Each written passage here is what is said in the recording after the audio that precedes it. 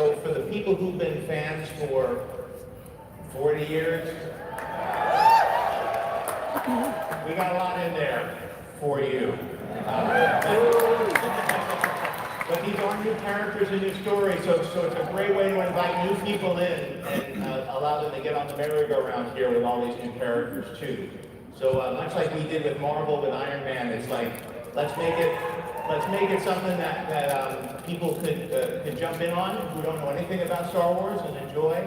But if you've been a fan, there's a lot of care that has gone into all the details. So we can't wait to share all of it with you because I think you'll really like what we're doing.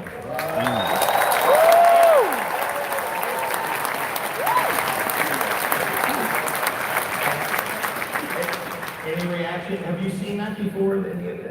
No, this is the first time. You saw it. You rehearsed it. Any reaction to that? How can you not react to that, John? I mean, come on. You know what's beautiful about it?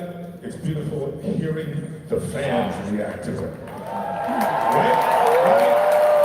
I mean, first of all, the fact that you came up with this, made it happen, and then you managed to get Dave on team as well. How lucky can we be sitting here to be part of this? So, thank you to John, to Dave, and thank you to all the fans who showed up.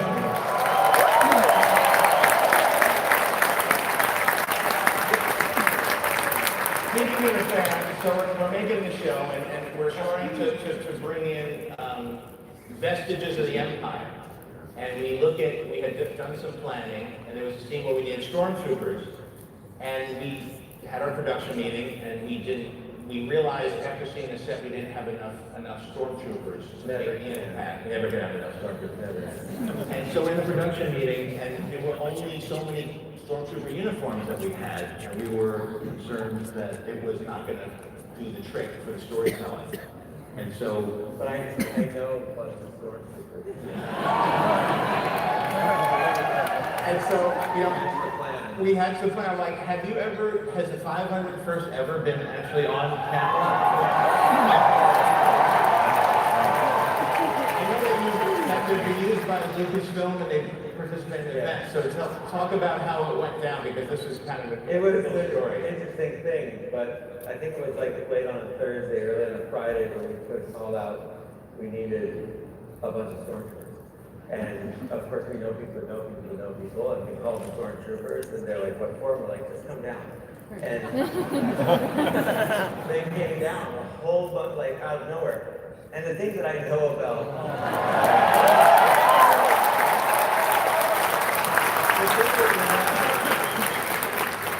Star Wars fans is that, in all honesty, a lot of the costumes you guys think are even better than what was used on screen at certain times. So I had no worry that it would hold up, and it sure held up. And amazingly, as much as their armor is so accurate, they look like stormtroopers, they act like stormtroopers. Because we were directing people of how Dave, how do they hold their gun? Like, what do we do? They know what to do. And they knew what to do, and this one showed up. But what was so funny is how surprised some of them looked, because I didn't realize they weren't told what it was for. Yeah. So what did they assume? What do you usually use the 501st for? It could be any number of events where we need stormtroopers. This one does a lot, and it's some kind of a function where we have a panel or something like this, like celebration. It's not normally you show up on a planet where there's a Mandalorian and you get involved with that. That was new. And then we realized too, everything we rolled out in front of them was like almost a test audience. Yes. And we would sit there and watch, and something rolled out, we're like, oh, they seem to like that. That was crap. And they were so polite and so nice, and that's all the secrets. It was great. It was so much fun. So that was one. And now that we took that picture, we said they couldn't have it, but now we can get them copies. And you guys said the stormtroopers. What did you guys think of the many stormtroopers you met? Well, I was just surprised that they all made their own uniforms. Yeah. They were all so spot on. At first, I didn't even know. I was like, oh, okay, Right afterwards, I'm like, no, these people are legit. I'm like, and what was really crazy about it was they worked really hard. I mean, they didn't mess around. All day. They were on point the entire time they were there each day. So it was so cool. And I wound up learning stuff from watching these guys, and women, by the way. And it was just, it was beyond. I think the interesting thing too is that, like, as a fan, one of the things you always want, the dream for me was that you have something to screen use. But the minute they left that, all their armor was screen used. So that was pretty cool. That was pretty cool. So we were, part of what we did, it's the first time we ever had filmed Star Wars in Los Angeles, and I think even in the United States. And so part of what made that possible is a lot of new cutting edge technology using stuff that I've learned from Iron Man, Jungle Book, even Lion King about using all this new cutting edge game engine technology, video walls, VR for planning. But Star Wars at its core has to feel handmade and like a practical show. And so we have a lot of audio animatronics and puppetry, all the techniques that we used from the beginning. And so what was interesting guys like was Jesse when in the we were show? starting to plan the name of the ship is the Razor Crest that the Mandalorian flies around in. And it's really cool. I think we saw some pictures of it in that reel, sort of like a reflective silver old Army surplus gunship. And then I started saying, well, maybe we should just make a miniature just for lighting reference. For your desk. For my desk. I wanted to. Guillermo del Toro. Make sure you build practical props, that way you can have it for your house later. Because he's got nothing from Clone Wars. I mean, I could print something. I could print. I have many friends. The most valuable thing in the galaxy. So. But it's you can't hang a QuickTime up in their office. Not easily. Right. Well, then we started to talk about, well, maybe let's try to do a shot with a miniature like they used to do with the motion control rig. And then you're not the only Star Wars fans. Up at ILM, there's a lot of Star Wars fans too, and people started coming out of the woodwork when they heard that we would do that. And why don't you want to talk about what building a model? What do you mean the building model? We'd be in meetings, we'd be discussing it, and then you'd look at a meeting, because I'd be down in Long Beach where we were making the thing, and we'd look at on the camera and we'd see like more people in the meeting than normal. Why? That's it, yeah. And we would see like, Hal Nichols in the meeting now, and John Knowles sitting in the meeting now. And what are they interested in? We started to talk about the process of building a model, and there was a lot of interest about that.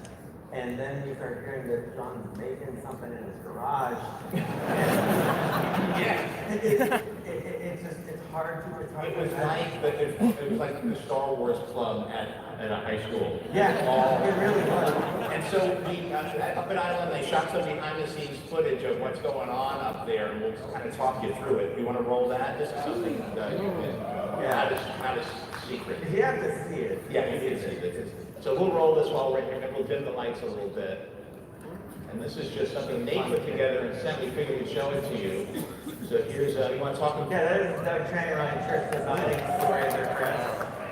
And, we do have some CG models that we'll do, but like John said, it's a part of the process. You can see what the model is on the desk that we talked about earlier. There's Landis 3D printing pieces. So we were able to 3D print, but those pieces are based on kit bashing. That's John Goodson, who's built many, many models for ILM over the years. And he's actually building the physical Razor Crest, old school, doing the yeah. And I think this is John in his garage, tooling the motion control device, because who can't do that in their garage? They're what they built in their garages, literally in their garage studios. The island guys built like John laughing because that's ridiculous. And he's building this model. Look there, the AT-AT or AT-AT, I'm not going to debate you. Look there, he's like a lens crafter making these pieces. Hal actually went and researched all three of the old Star Wars films and figured out all the flight paths and the types of shots that they did. And the way the star fields would shift and move, and so here's us shooting passes on the stage. So here's how you get the key. And you'll see this is done. Isn't that cool? It already feels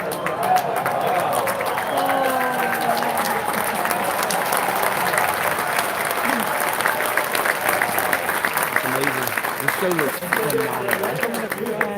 For some reason. Hey everybody, this is Jeremy from Geeks and Gamers. I'm sitting here with Jesse Milestone from Mindless Entertainment. This show looks fucking amazing. I am getting chills. It reminds us of the old behind the scenes footage. It's just fun for us. And they're all down in the basement shooting that at Flat Limb. And they're all gathered around and evidently having a great time. It's really funny. And here come the engine passes. Yeah, you can see the awesome Come out. They have to do each for each lighting setup, and they comp it together. Hold on, wait. There's a couple more. These two. the long process. So it's fun for us. We like it. I know. Oh, come on. Better one.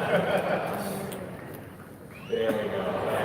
That's so cool. But anyway, we're putting all that together, and we're having a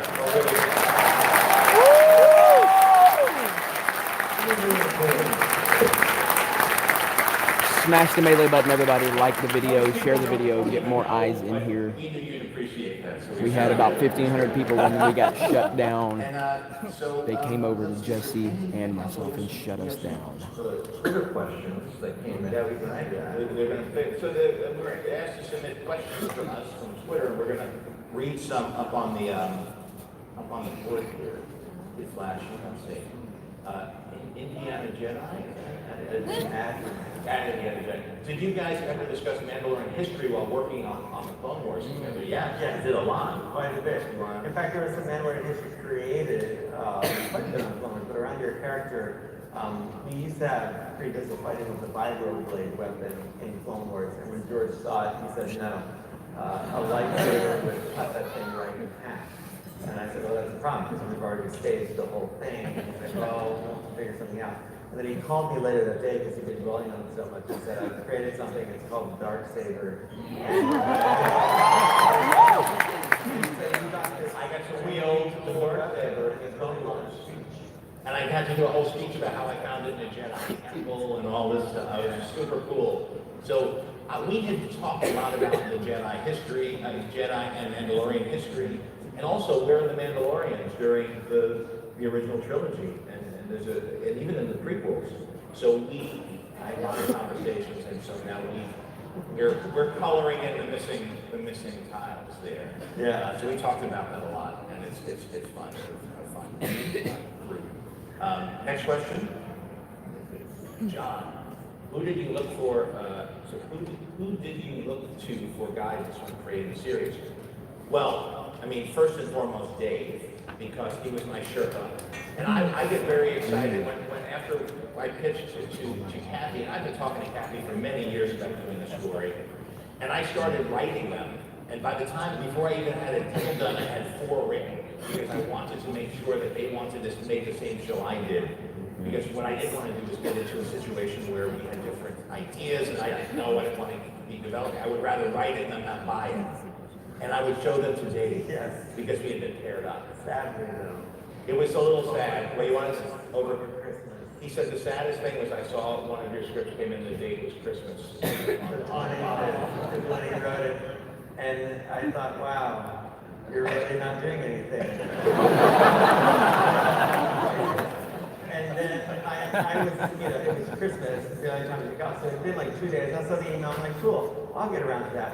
And 2 days ago, I get a text, it's like, I missed off faster than you read the script. And he sent me a photo of him wearing Boba Fett socks. And I was like, okay, I'll read the script. But I really enjoyed it.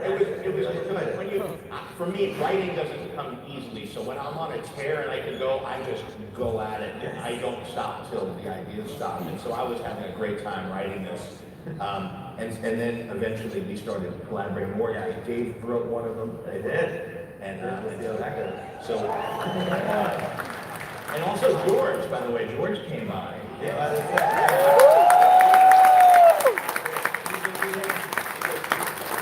Of course, he and Dave go way back, and We do, a little bit. And it's very interesting watching the two of them talk about, because George would throw out some historical facts, and Dave would remind him that maybe he remembers a different account of certain things. It's watching to, it was very, I haven't had one to this day, but it was a huge thrill for me to have him there because I don't think I ever would have considered doing live action without his teachings and his guidance. He really got me interested in it.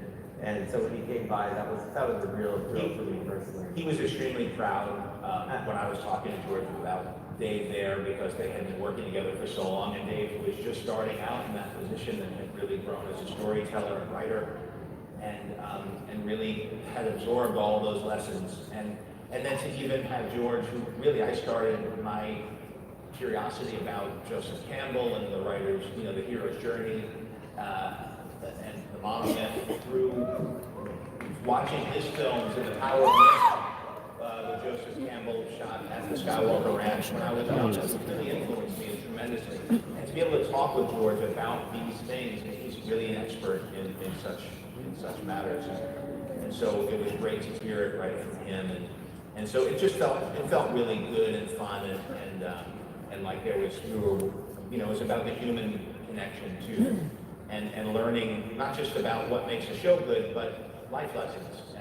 And it's been really nice also being able to work with, as I've been learning from him, for me to try to teach him what I've learned in live action, and us coming together has been a really wonderful partnership. And Kathy was really smart and thoughtful to get us together, because I don't think the show would have been nearly what it is without our collaboration. So,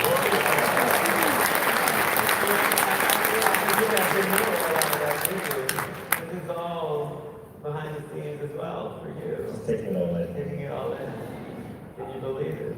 No, barely. Well, Let's so see when if you this guys one- came down, I mean, it really definitely trickled down, all that passion. There's a bunch of times John Farber would come to set, and before seeing, like, he would literally well up with tears and explaining how much this scene meant, and it just trickled in. All this passion was trickled down into, you really felt like you were a part of something special. Everybody from lighting to, production to everybody in every department would be there for 17 days, sometimes, right? And I was like working together, and we were like, yeah, but we're working on Star Wars right now, so you want to keep us longer because this is worth it. And it just had magic. And moving forward, like that's all I want to work on is people, big or small, people who are passionate about what they're doing. And these guys are the most passionate. There's so much heart. And then we come to Dave and be like, no, we'll still put this blast there. What do we do here? And like he would just be like, well, and he'd give me a whole history. It was like having like the encyclopedia of Star Wars right there. I was like, oh, that makes sense. Is this okay? Is this, it was just kind of like, it was incredible. So it felt like that. Thank you. The only person who wasn't having fun was Gina's stunt double. Because they didn't get to work at all, or very little, because Gina is a gamer. Gina would be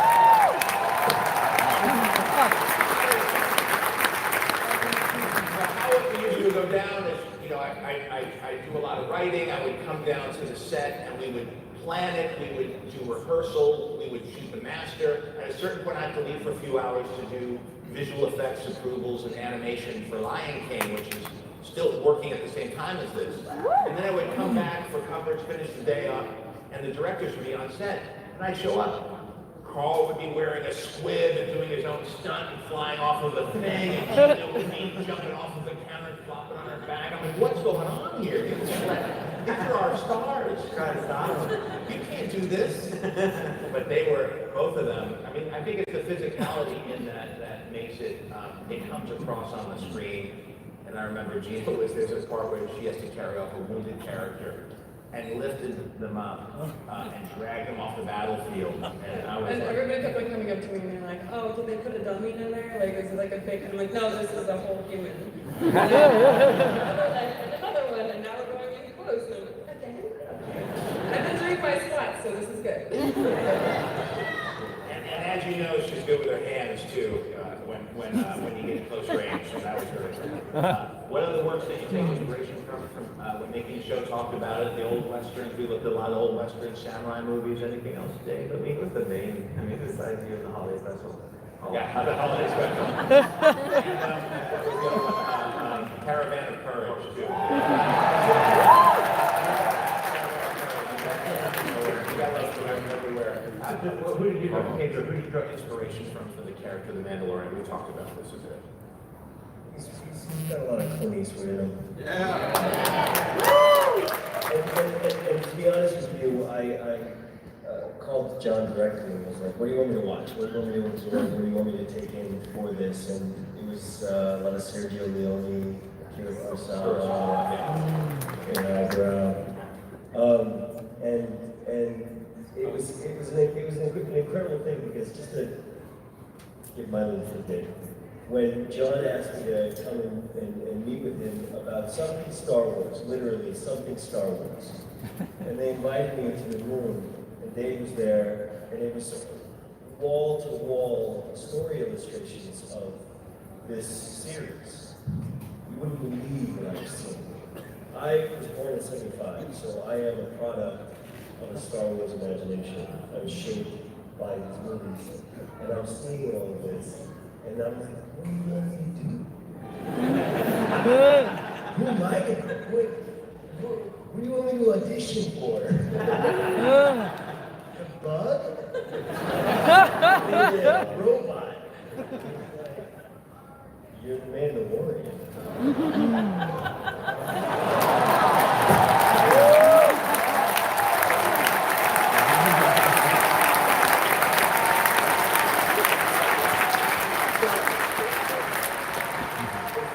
In terms of inspiration, I was like, John, what do you want me to do? What do you want me to read? What do you want me to watch? What do you want? What do you want? What do you want? Really? Yeah.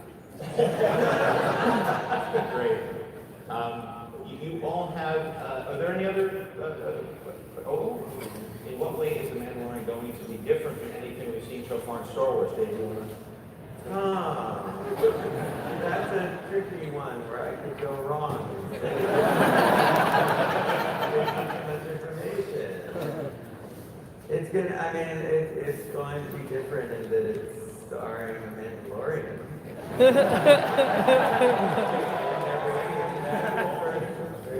Thank you. Well, that's our first live action. Not the first television, as we mentioned, there was a Caravan. Yeah. And holiday special. On Disney Plus, we got that going for us. We were going to do that anyway. You do it. Thank you. How is it different from what we've seen in Star Wars? It's the very first live-action Star Wars series to ever exist. It's no cartoon. It's no Halloween.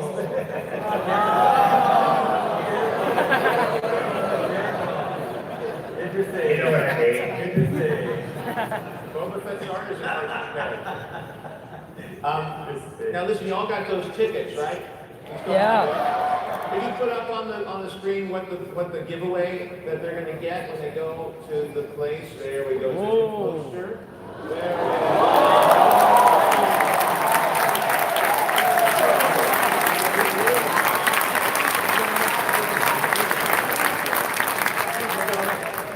We've been live streaming this, and let's take this opportunity to say goodbye to everybody who's been joining us live stream. Thank you so much, everybody. Look out for the Mandalorian coming to Disney November 12th. November 12th. Thank you, everybody.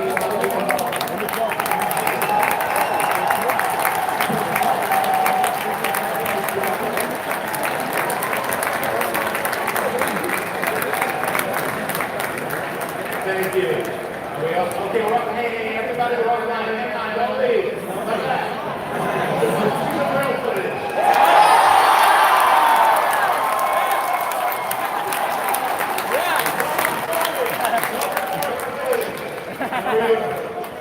Okay, here we go.